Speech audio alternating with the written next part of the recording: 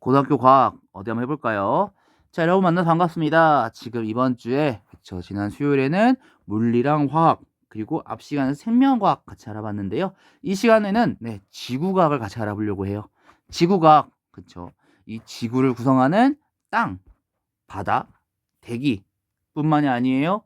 그 지구에 살아가는 우리 생명체 뿐만이 아니죠. 바깥의 천체까지도 하나하나 알아보려고 합니다. 특히나 이번에 여러분들 교과서가 바뀌면서 원래 지구의 땅부터 알아봤다면 이제 그쵸, 기후변화라는 것이 너무 뜨거운 감자로 부상하면서 최근에 뜨거운 감자로 기후변화에 대한 얘기가 엄청나게 뜨거워지면서 대기와 해양, 땅이 아니죠, 바다와 대기에 대한 내용, 이 공기에 대한 내용이 너무나도 중요해졌습니다. 그래서 우리가 처음으로 알아볼 내용은 대기와 해양이고요. 그 중에 첫 번째 알아볼 건 바다가 되겠습니다. 바다, 지구 표면의 70% 이상을 차지하고 있어요. 그리고 비열이 높다 보니 많은 양의 열을 저장해서 지구의 온도가 크게 변하는 걸 막고 있습니다. 그리고 끊임없이 순환하면서 고위도 극지역과 저위도 적도 지역의 온도 차이, 에너지 불균형을 줄이고 있어요. 그뿐만 아니죠. 바다, 해양은 수많은 생명의 서식처고요. 그 안 살고 있는 플랑크톤들은 지구산소의 절반 정도를 공급하고 있습니다. 그리고 탄소를 저장하고 있는데 그 양이 대기의 50배, 숲의 20배 정도 되는 탄소를 저장하고 있어요. 그렇다 보니까 해양은 지구 환경 변화에 큰 영향을 받을 뿐더러 지구 환경 변화에 큰 영향을 주고 있습니다. 그래서 우리가 수온이나 밀도, 염분, 용존 기체 등의 이런 해양의 물리량들을 측정, 어떻게 변하고 있는지를 아는 것이 굉장히 중요할 것 같아요. 먼저 알아볼 물리량은 온도입니다. 온도는 표면에 도달하는 해양 복사 에너지 세기에 따라서 고위로 갈수록 극지로 갈수록 낮아지게 돼요. 난류 지역이 한류 지역보다 높고요. 교차하는 지역은 등온선이 조밀합니다. 무슨 얘기냐? 등온선이 조밀하다는 얘기는 그쵸, 온도가 조금만 앞으로 가도, 조금만 뒤로 가도, 조금만 그 지역에서 벗어나도 온도가 급격하게 변한다는 얘기예요. 그리고 태양 복사 에너지가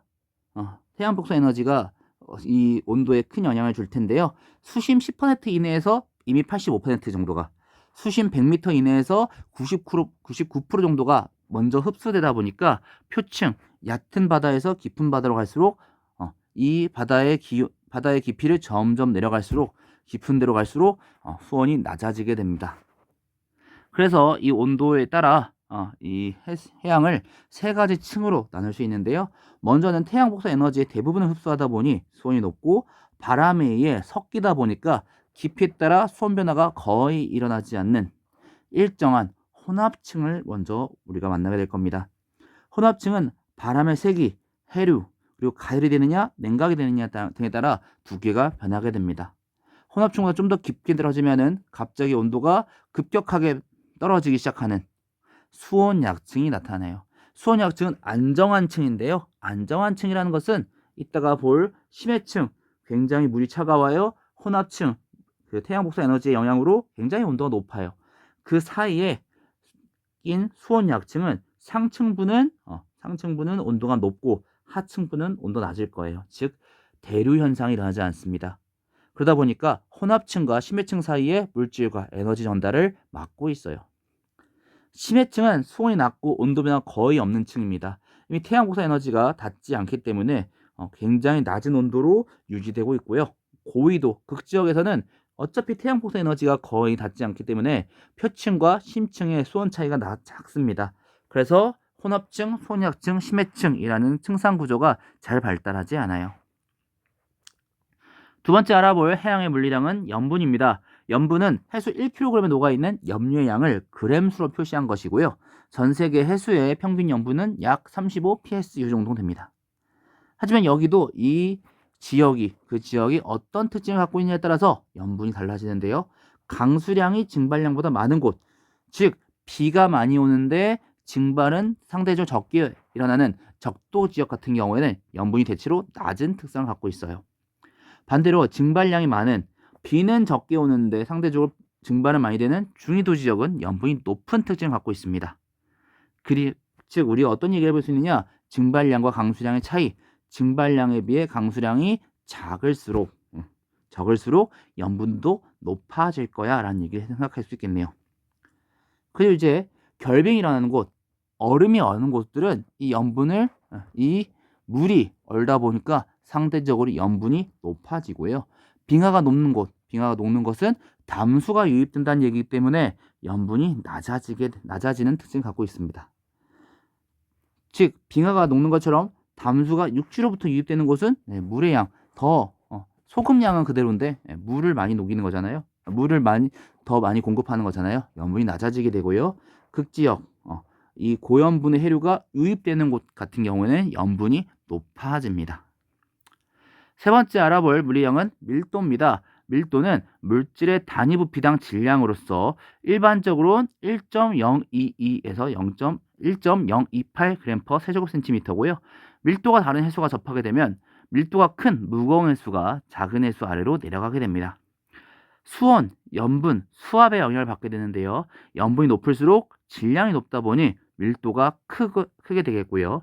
수온이 높을수록 부피가 커져서 상대적으로 밀도는 작아지게 되겠습니다.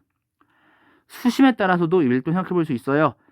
밀도는 수온, 염분, 수압의 영향을 받다 보니 수심이 깊을수록 그렇죠. 수온이 낮아지니까 밀도는 반대적으로 커지게 되겠고요. 수심이 얕은 바다일수록 수온, 혼합층은 수온이 높죠. 수온이 높기 때문에 상대적으로 밀도는 작아지게 됩니다. 좀만 더 자세히 볼까요? 수온이 높은 적도 지역 같은 경우에는 밀도가 작아지게 되고요. 극지역을 할수록 수온이 낮아지면서 밀도가 높아지게 될 거예요. 하지만 북극해 같은 경우에는 강물이 유입돼요. 다시 한번 말하자면 담수가 유입됩니다. 그러다 보니까 염분이 낮아지고 밀도가 작아지게 되겠고요. 북대서양 북쪽에는 멕시코 만류의 영향으로 염분이 높아지고 밀도가 높아집니다. 그래서 해수의 밀도를 얘기할 때는 수온, 얼마나 온도가 높으냐, 염분, 얼마나 짜냐로 수온 염분도, 우리가 TS도라고 말하는 수온 염분도로 나타내고요. 수온 염분도에서 가로축은 염분, 세로축은 온도로서 이게 점점 여러분들이 지금 보고 있는 기준에서 오른쪽 아래로 내려갈수록 수온은 낮아지는데 염분이 높아지다 보니 밀도가 높아지는 특징을 갖고 있습니다. 용존 기체는 해수에 녹아있는 기체를 얘기합니다. 수압이 클수록, 수온이 낮을수록 용해도가 커지게 되는데요. 용존산소, 산소는 호흡에 필요한 기체죠. 대기 중 산소로부터 녹거나 혹은 해양 생물의 광합성으로 인해 공급되게 됩니다. 표층에 가장 많아요. 왜? 대기 중에 산소로부터 녹게 되니까요. 그리고 깊어질수록 해양 생물의 호흡으로 인해서 급격히 감소합니다. 해양 생물이 호흡을 하면 산소가 이용되니까 급격히 감소하게 돼요. 하지만 심층, 이따가 또 해류에서 볼 텐데요. 심층에서는 산소가 풍부한 극지역 해수가 공급되면서 용존산소가 다시 증가하게 됩니다. 이산화탄소입니다. 용존 이산화탄소는 광합성에 필요한 기체죠. 표층에서는 해양 생물들이 광합성을 하다 보니까 이산화탄소를 사용하다 보니까 광합성으로 인해 용존 이산화탄소가 낮습니다. 하지만 심층수로 갈수록 광합성을 하는 생물들은 점점 적어지고 호흡을 하는 생물들이 상대적으로 많아지면서 용존 이산화탄소가 높아지게 되겠고요. 그리고 또한 이산화탄소가 풍부한 극지역 해수가 또 이 심층에서는 공급되다 보니까 또 증가하게 됩니다. 이러한 차이들 때문에 해양의 순환도 일어나게 되는데요. 해양의 순환은 대기와 상호작용하면서 발생합니다. 자, 저 그림은 대기대순환 할 때 선생님이 옛날에 갖고 왔던 그림인데요.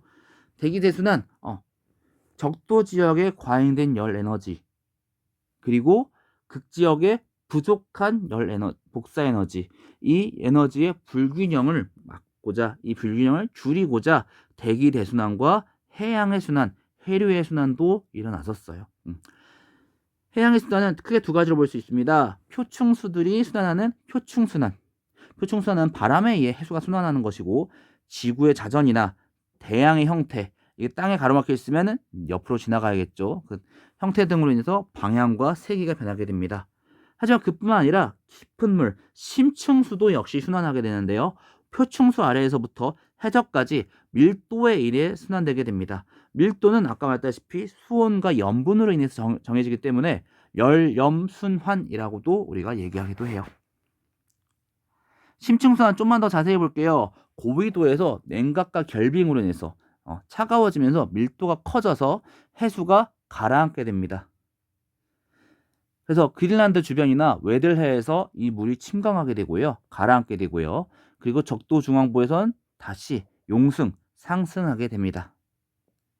그래서 전체적으로 보면은 크게 보면은 적도 지역을 주변으로 표층수도 흐르지만 남극 중충수, 남극 적충수, 북대서양 심층수 세 가지 심층순환이 일어나고 있고요. 이 해수가 그냥 단순히 침강하는 부분이 아니라 수온과 염분 등 성질이 비슷한 해수동을 우리가 수계라고 하는데 수계끼리는 잘 섞이지 않습니다. 그리고 수계의 수온, 염분, 용존산소, 방사성 동위원소 등을 통해서 얘가 어디에서 기원한 거구나, 어디서 흐른 거구나. 그래서 예를 들어서 이 수계를 분석해 봤더니 북대서양 심층수의 수계랑 성질이 비슷해 라고 하면은 이 심층수는 북대서양 심층수에서부터 흘렀구나, 기원되는구나 라고 우리가 이 전체적인 순환을 예측하거나 추정해 볼 수 있어요.